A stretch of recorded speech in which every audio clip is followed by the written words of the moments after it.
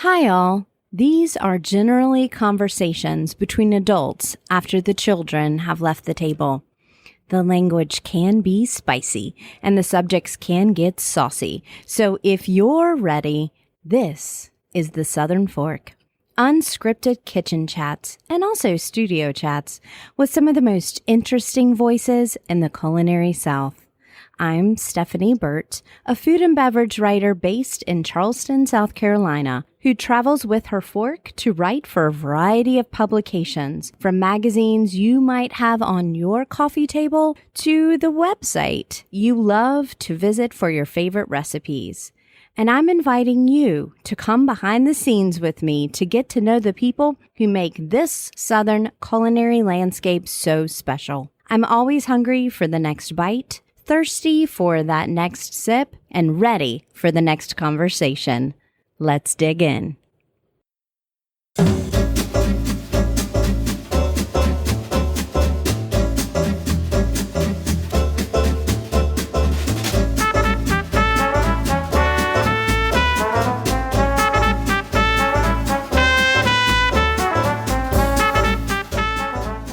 The Southern Fork is sponsored by Smithy Ironware.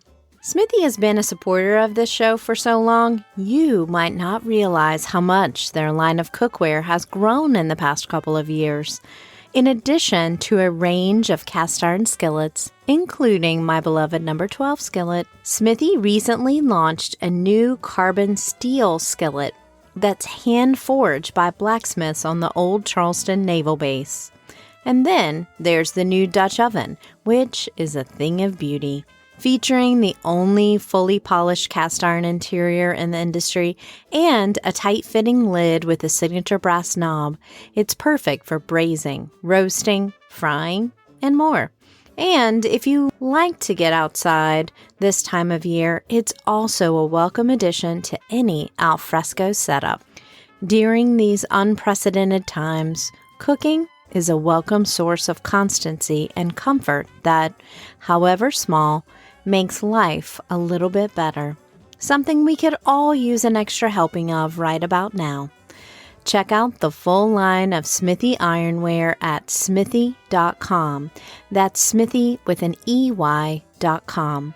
And remember that something as well made as a Smithy is an heirloom meant for everyday enjoyment. Use it well, and you can use it for life. Who's ready for some ice cream? After a resume build that reads like a best restaurants in the South list that includes Cakes and Ale in Atlanta, Empire State South, also in Atlanta, Rhubarb in Asheville, and Butcher and Bee in Charleston, Chef Cynthia Wong left the pressures of a restaurant kitchen to hit the streets on her own in a food truck she calls Life Raft Treats, making and serving grown-up novelty ice creams and pint flavors.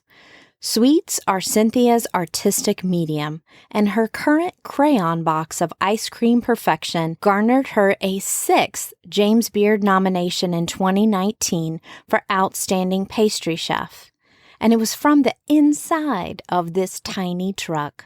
Wong's combo of talent and sense of humor is all wrapped up in the cool treats she sometimes calls weaponized mouth joy. So here's a bite of joy for your beginning of summer. Welcome to the Southern Fork, Cynthia. Thanks for having me. Oh, I'm so excited. It took me a long time to actually get you on the show because I've been intimidated by you for years. God.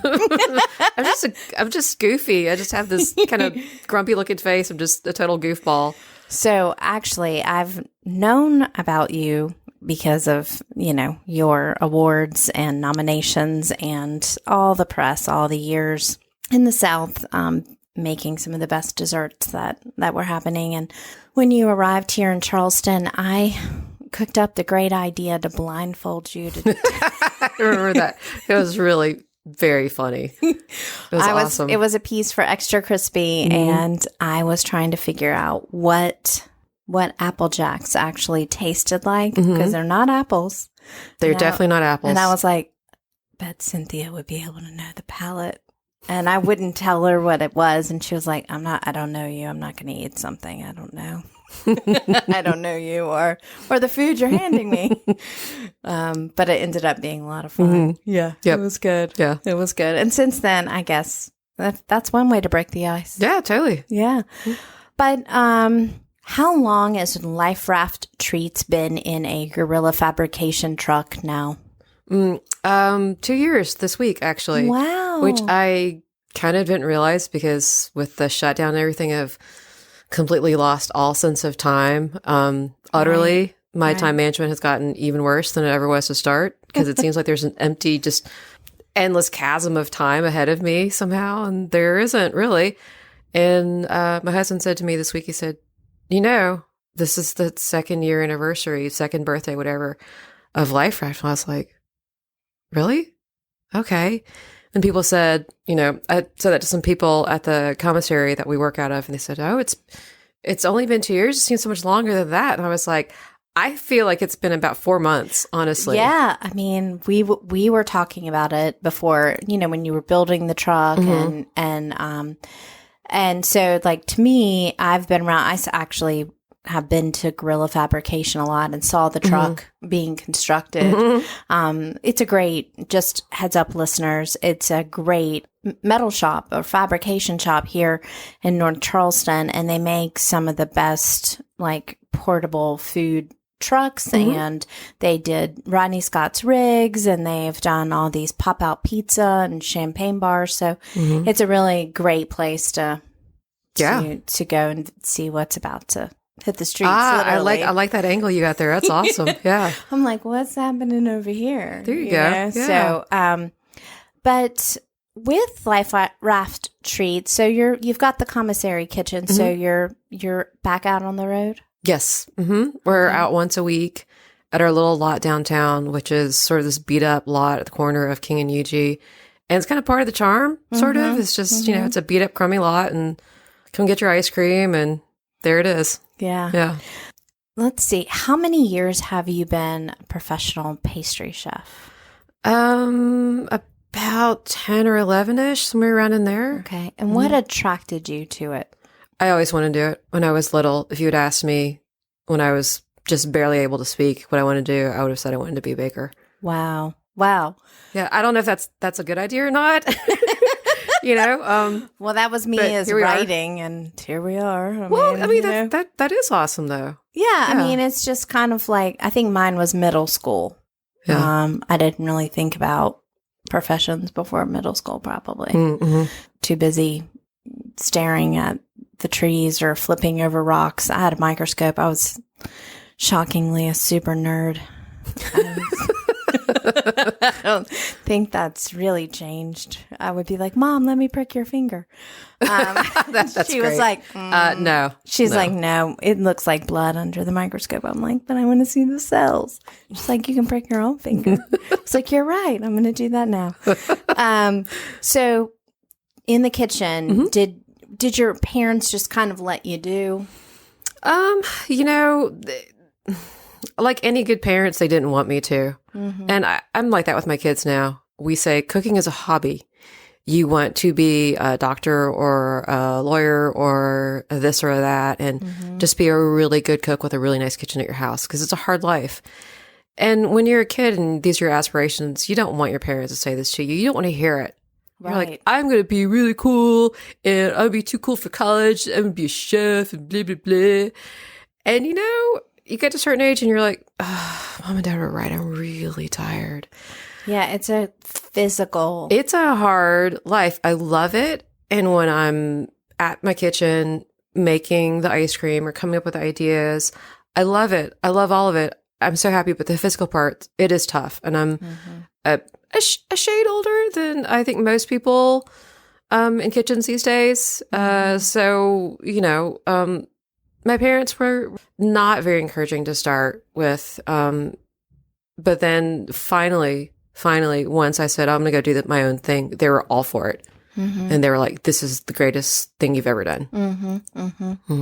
I should mention before we go any further that we are socially distancing inside Cynthia's house today with sanitized microphones on tiny chopsticks, as is the Southern fork. But we are going to be talking ice cream, and so I just really needed to do that in person. That's one of my very favorite things, and Cynthia and I talked about it, and we feel comfortable doing this. So, yeah, because we've been socially distancing throughout the time. But when you're back into that idea of the kitchen, is that idea of repetition. I feel like shows up for me as an observer and a cultural, I guess, critic of it. That repetition shows up most for me in a pastry chef. Yes. Because, you've got to do the same thing every day. You have to make 500 croissants. Yes. How does that protect or feed your creativity? Do you go to a Zen place? Do you hate it? Does it just depend on the day? It's really more, to me, the process and the product. With ice cream, it never really feels like bad repetition. Whereas certain things about baking and pastry were like, oh God, I can't. I will never make another croissant again as long as I live. Really? Yeah. While I was a pastry chef here in town, I think that the 2 years I was doing it, I made something like 80,000 croissants. Yes. And I will never. You're like, that's enough for one I will person. eat them all. And if someone has made them, I am just beside myself with joy, but I will never make my own again. I understand that. That seems kind of logical. Yeah. But with ice cream, it's like, it's great. I love it. And when you get to the point of repetition where your hands are moving without your brain gets to go somewhere else and you get to think about other things. And that's, I think, part of where the creativity begins to come in is you think about different flavors and what's in season and just, yeah. And what is it? I mean, we've talked a lot about the power of ice cream and just how fascinating it is, but what is it about ice cream that really attracts you? Besides the seasonality, is really fun to play with. Honestly, part of it was having really small kids and wanting to do something where if I had planned myself or planned my work week properly, I could make everything and then go to the beach for a day and actually be around my kids or have dinner with my husband and a glass of wine or have some sort of a life, which you just can't do if you're running a bakery or a restaurant or something. That was a big thing. But also ice cream is just delicious. And I like that it's a sort of like a contained medium. It's like you have an ice cream bar. That's all there is. It's not like a plate of dessert where you can have like 50,000 different things on it or this and that. It's an ice cream bar and you've got what's in it, you got what's on it. And also, the waste thing, the food waste thing. After having run a bakery, there was so much waste, even when we tried to trim it down, like just to try to get the numbers right. There's waste and it killed me. So with ice cream, there's just very, very little waste. It's frozen and it's going to be frozen. It's going to be edible and delicious and okay for a while. The ice cream that you make, we're saying it that way. I feel like we should call it something else because they're very special.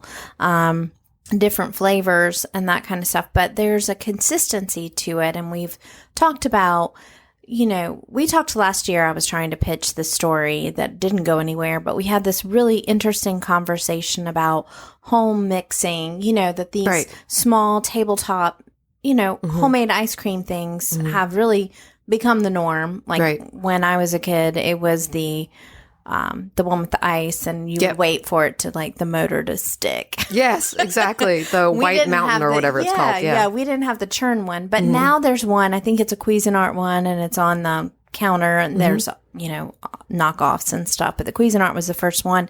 But you said that it's really important about the creaminess, can you talk a little bit about what makes a good ice cream for you? What are the kind of consistencies or fat, liquid ratio? To me, I like a little bit more milk than cream. Sometimes I like egg yolk, sometimes I don't. It depends kind of on the season here. And here in Charleston in the summer, it's so oppressively humid and hot. I kind of don't want to eat an ice cream that has egg yolks in it all the time. Like just the thought of it, I don't really like. So in the summer, I tend to go really towards the eggless kind, the Philadelphia style. More than anything, I just like bright, clean flavors, not like a ton of mucky flavors where there's just like, and this kind of chip, and then this swirl, and then this added in there, and that added in there, where there's just like a ton of noise in it. And more than anything, really just good milk. The milk is the backbone of it all. So it's got to be great milk. I mean, I've eaten a lot of ice cream since we opened this whole little kit and caboodle, and there's some really amazing ice creams out there. And the most amazing ones are the ones where they're as close to the dairy and the cow as possible. And it's small batch in the sense of, it's being made and then eaten and then made and then eaten and made and then eaten, with as little stabilizers and artificial anything in there as possible as well. And I'm not like a big anti-stabilizer person because we're talking about like a xanthan gum or something like that. Yeah. People will see that on a lot of products, right? A stabilizer. And, there's sort of like oh God, stabilizer is so bad. And it's, well, first of all, it's just grains, barely grains in there. And also, if you don't have really great freezing or there's any kind of fluctuation in temperature and you don't have a little bit of stabilizer in there, it's going to be gritty, grainy, gross. So, it's just kind of an important thing. So yeah, I just want things like relatively simple in terms of how things are formulated, I guess. Let's talk about some of your flavors, just because it's food porn a little bit. It's just like, okay, let's have a moment. Let's hear Cynthia talk about some of her flavors seasonally. I know that you have one that comes from your tree in the backyard. Oh, the mulberry cheesecake. Yes. Yes. I usually have some sort of cheesecake ice cream on the menu year round because cream cheese is just the most delicious thing that man has ever created. And it's so inexpensive. Dairyaholic. You should just buy like 6 at a time. It's just have it. Oh my God, I just love cream cheese so much. It goes well with everything. But yeah, we have a mulberry tree in the backyard. We pick the mulberries right after they come off the tree. They get turned into a jam, and then we make a brown butter crumble and swirl it all together. It's pretty good, I would say. I have a pint of it for you. What? To take home with you. What? Yes. Sincerely? Yes, truly. I did not set this up, ladies and gentlemen. I had no idea. It's one of my favorite flavors. You also have a peach in the summer, I think, that's been an ice cream sandwich I got at Edmond's Oast Exchange and had some champagne with, and it was kind of transcendent in that moment. But I mean, we were going to have to talk about the fried chicken. Yes. Not fried chicken. Yes. And this is the thing that put you on the map, I think, when it comes to Life Raft Treats. Yeah, because it's an adult novelty ice cream. Yes. That's what it is. When we were children, we wanted the push-up and we wanted the rocket. Now that we're adults, we want the not fried chicken. There you go. I mean, it made the biggest splash at the Southern Foodways Alliance Symposium. I saw more pictures of that than John T. Edge that weekend. Everybody had to Instagram it. So nice. Can you tell us what it is? It is a waffle cone ice cream bar. So we make an ice cream with waffle cones. We make the waffle cones, crush them up, put them in the ice cream, blend it all together. And so there's like this nice, really brown, nutty kind of like cookie flavor to the ice cream. It's shaped like a chicken drumstick. There is a chocolate covered cookie bone in the middle. And then we dip the whole thing in caramelized white chocolate and roll it in cornflakes. So it really looks like a piece of fried chicken. And when you bite into it, it looks kind of like the chicken meat too. And it's sort of like a little head game. And you're like, oh, I don't know. It's kind of, I don't know. But it's crunchy and so good. And the flavor of a waffle cone it's really subtle, but it's not like a straight vanilla inside. Right. So when you take a bite of it, you're like, there's something that's a little more. Right. Like it's a little more depth to it. Yes. Despite the fact that you're eating a drumstick. Yes. And I wanted to cram as many stupid jokes in there as possible as well. So it's like chicken and waffles. And, yeah. I love it. Nerd alert over here. Yeah. Well, you also made a steak cake. I remember when I interviewed you for Bake from Scratch. You were talking about making another. You have an affinity for meat and into desserts. I don't know. I don't know what happened to me when I was a kid, but when my youngest son turned 1, I made him a steak cake Because at the time he really liked steak. And so I was like, he wasn't old enough to say, I want a Power Rangers cake or a Spider-Man cake. So he made a cake look like a steak. And that was great fun. And when I was working in Atlanta, I made a giant cake look like a ham. Wow. For a raffle. That's pretty awesome. I didn't know about the ham cake. I think we have a similar sense of humor because I just find that kind of stuff delightful. You do one for the holidays. That is the entire bird. How could I have forgotten? Yes. Yes. The Wong Duckin, which is an ice cream turducken. I grew up in Mobile, Alabama, close to the home of the turducken, New Orleans. And it's just, there is nothing more American than the turducken. No, it is a symbol of America. Getting a chicken and shoving it inside a duck. A turducken. Wait, no. Getting the chicken, shoving it inside a duck, and then shoving the duck inside of a turkey, all with andouille. It's nuts. It is nuts. No, your Wong Duckin it's got the bones, the chocolate bones. Yep, it's got legs and wings, which have bones. And on the Wong Duckin, the meat is dark meat, which is chocolate ice cream. Because, you gotta cram in all this stupid jokes, as many as you can in there. I love it. And then 3 different kinds of ice cream. Usually we make some seasonal changes. I think this past Thanksgiving, it was like a maple layer cake ice cream, and then I think chocolate, and then cranberry sorbet. I think it was something like that. Mm-hmm. And they sell out. You have to pre-order. And, if you've got a Wong Duckin at your Thanksgiving table, you're doing something right. Yes. Yeah, that's the best dessert. Yep. And now for dessert, another turkey. There you go. Okay, so these are very, let's just call it odd and very specific things. Yeah. And you wanted to just kind of let your creativity run. Yep. To do this. And ice cream has a whimsical nature about it anyway, and you can do this. But I mentioned at the beginning, you were so celebrated as a professional pastry chef, which you have been. I would mention in the intro that she has been nominated for a James Beard from the damn food truck, Life Raft Treats, last year. I was like, do you guys know that it's a truck? Are you sure? I was expecting someone to be like, Miss Wong, this was a typo. We're very sorry. Yeah, so nominated last year for a James Beard from Life Raft Treats food truck, but those are the high times. Yeah. There are a lot of times in that lot on the corner of UG and King where it's hot. Yeah. Really hot inside a food truck. And you don't have a staff to put that out. You're making the stuff and then you're standing there.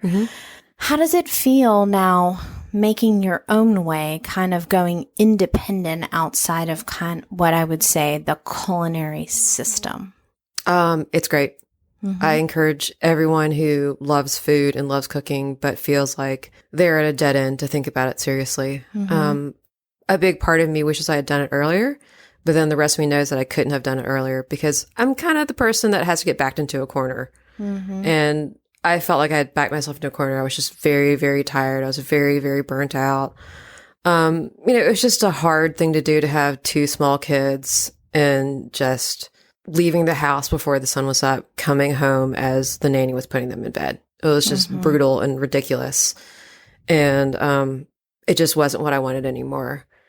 It's great. It's tough. We like to joke that I am the truck repairman and the janitor and the dishwasher and the delivery person and the errand runner and the this and that. But most of the time, I'm pretty happy, honestly. I like it. I like what I do. I have one employee who is just great. I have no idea what I would do without her. She's just fantastic. And she's so smart and she's creative and she's just great. I feel really lucky. And before the shutdown happened, we were going to have this huge year where it was going to be this year where, okay, we're going to go from having this really, this hobby that takes up a lot of my time that people think is real cute to an actual business, maybe, Yeah, you're like, okay, it's year 3. This has to be for real now. Yeah, we got to quit just covering ourselves and, actually make a go of it and have some plans and all this stuff. And so everything looked really good on paper. We had all these bookings. And of course, the pandemic happened. But in all the time that I had to sit inside my house and think about things and eat pancakes, I'm sure they're much better than my pancakes. No, I don't know about that. I just found a lot of contentment, still a lot of drive to push it further and take the business to a different level, but also just a lot of contentment of being able to do what I really enjoy with a person, Hannah, my one employee that I really love working with, who's just great. That still allows me to have time with my family and some sanity. And I just feel very lucky that I get to do it, even if it's not some huge thing that's going to get me a house on the harbor. Mm-hmm. It's great. Mm-hmm.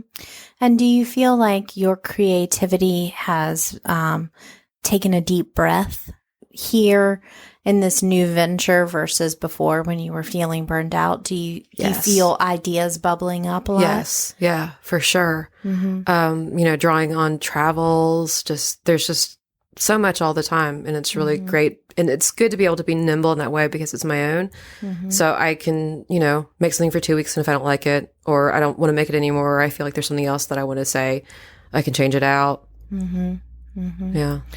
I love that. Okay. Well, I ask these 4 questions at the end of every show, and we were just talking about contentment, but before off the air, we were talking about drive because creative people are ill with drive. That is the word. It's a compulsion. Oh my God, it is. I mean, so people are like, oh my gosh, can you imagine you're making a living as a writer? I'm like, trust me, if I could do something else now, I would, but I can't. It's a compulsion. Like, be happy you don't have this illness. Well, we live in a family with dogs. It's fine. A loud dog, whose name is Critter. Yes. Yeah. Who's very sweet and is 14 and has more energy than my dog. So if you're contented, what really makes you hungry now? What are, now that you're kind of kicking it back up a little bit, but with this revised kind of blinders off kind of feeling, what are you thinking? What's making you hungry? The creativity is the first thing of just making things that I want to make because I enjoy making them, and I hope that someone eating them, gets a teeny little break from all their troubles. The thing I like to describe of the joy of eating ice cream is my youngest son, Buck, loves fruit. And the look on his face when he eats the first peach of the season, I want people to feel that way when they eat ice cream. Right. My ice cream or any kind of food. I just want someone to have that kind of pleasure that can't really be captured in any other way. So there's the creative drive, but there's also, I think about the kind of company I would like to build, what it would be like for the people who help me run it. And that's a huge thing as well. Like, I want to have a really great place to work where people can stay with me and learn as much as they can. And when they're ready to go, I want to help them go and do their own thing, whatever it is, and give them something for themselves. I want to pay people as much as I can and support living wages and sick pay and vacation and just to do it right, to do it right in this industry, which I think, people are coming around to more, but definitely hasn't been the norm. No, it hasn't been the norm. And I think that before this, the labor shortage really was pushing that because people were having to compete against each other to get that good candidate. Right. So they would have to offer health insurance or paid vacation. Right. But now I think it's this opportunity. I heard a phrase today that, in the middle of all this pain, we have possibility as well. Yes. And so we have a possibility to rethink because why not? Right. Otherwise, it's just something really terrible that happened. Right. Right. Yeah. Yeah. Okay. You created this job for yourself. You wanted to be a pastry chef since you were in your kitchen telling your parents and they were like, no. Right. So what is one aspect of this job that really meshes like a puzzle piece with an aspect of your personality? Just like that borderline OCD thing. The details, the details, the details, the details, the details. Right. Yeah. The dark meat. The dark meat. Yeah. The whole thing. Because those details, that's what makes it brilliant. Yeah. But I can see that. That's probably why the croissants have to be retired. Right. And, I love to read. I love movies. I love that escape of like you're using your imagination. You just escape to somewhere else. Mm-hmm. I like doing that with food to a certain extent as well. Mm-hmm. Mm-hmm. I love that you know what you want your food to say. That's what makes it so good. What keeps you up at night? That I think I'm making the right choices with the business, but just really going to lead to bankruptcy. Me too, sister. My OCD comes into, should I have done that? Yeah. Should I have said that? Should I have said yes to that? Should I have said no to that? Have I set up this terrible tidal wave in my life that I don't even know about yet? Yeah. Yeah. But you can't. No, there's no point. There's no point. Mm-mm. All right. Well, I don't know if you know this, but I have a magic picnic basket. Oh, sweet. And it's pretty awesome. Okay. I can also time travel.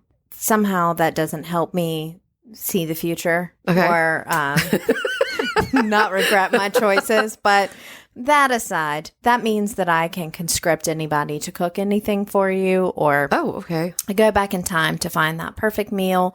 I can also source and I can cook a little bit myself. So I would like to bring you your perfect meal. Oh, gosh. In the picnic basket.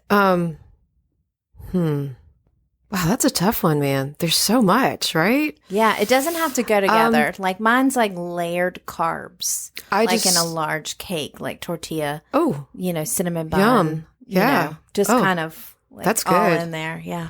I think I would like Marcella Hazan to just make me everything that she felt like she wanted to make. Love it. Like we would revive her soul and her soul would say, oh, these are all the things that I forgot to say.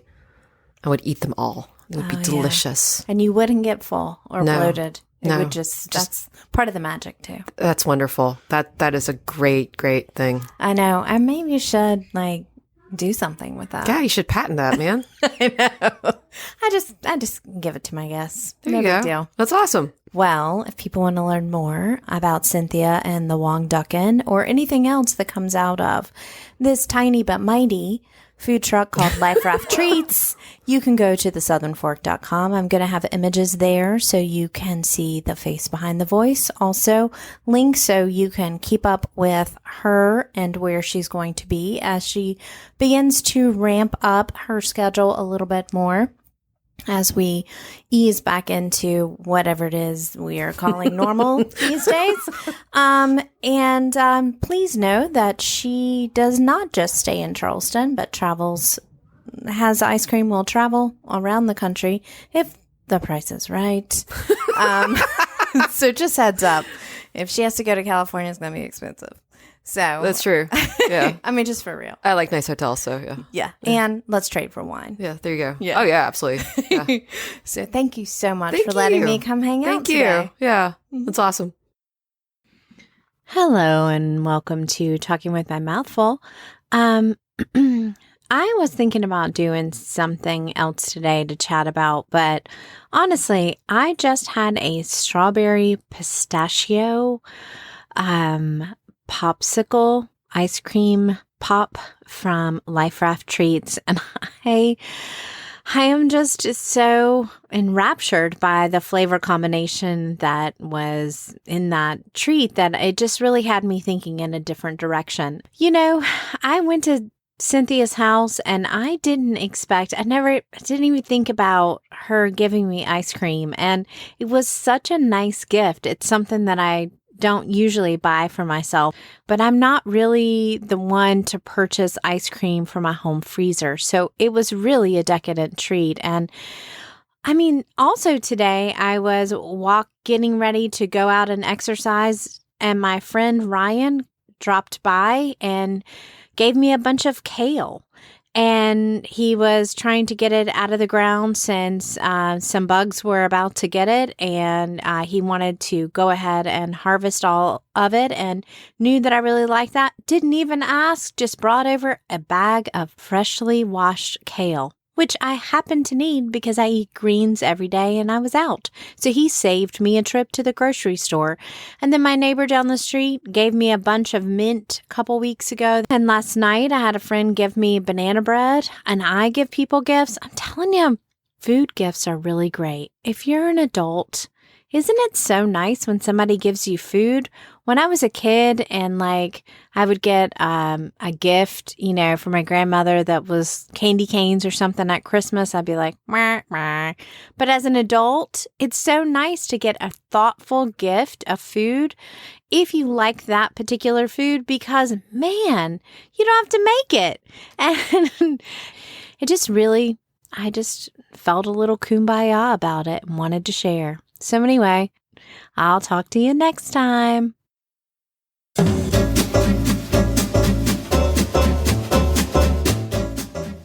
You've been listening to The Southern Fork. I can't wait to bring you more culinary conversations, but in the meantime, I have one question. Are you going to eat all that?